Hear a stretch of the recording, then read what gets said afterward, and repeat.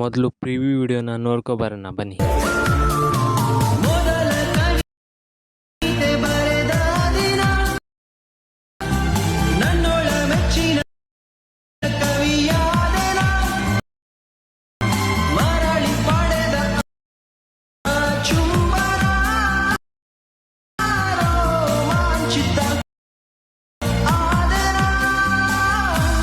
ನೀವು ಪ್ರಾಜೆಕ್ಟ್ನ Alight motion ಆ್ಯಪ್ಗೆ import ಮಾಡ್ಕೊಳ್ಳಿ.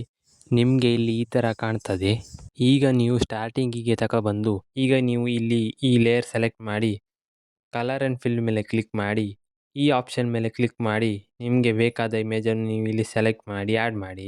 ಇದೇ ರೀತಿ ನೀವು ಎಲ್ಲ ಲೇಯರಿಗೂ ಇಮೇಜನ್ನು ಆ್ಯಡ್ ಮಾಡಿ. ಹೀಗೆ ಇಮೇಜನ್ನು ಆ್ಯಡ್ ಮಾಡಿ ಆದಮೇಲೆ ಈ ವಿಡಿಯೋವನ್ನು ನೀವು ಎಕ್ಸ್ಪೋರ್ಟ್ ಮಾಡಿಕೊಳ್ಳಿ.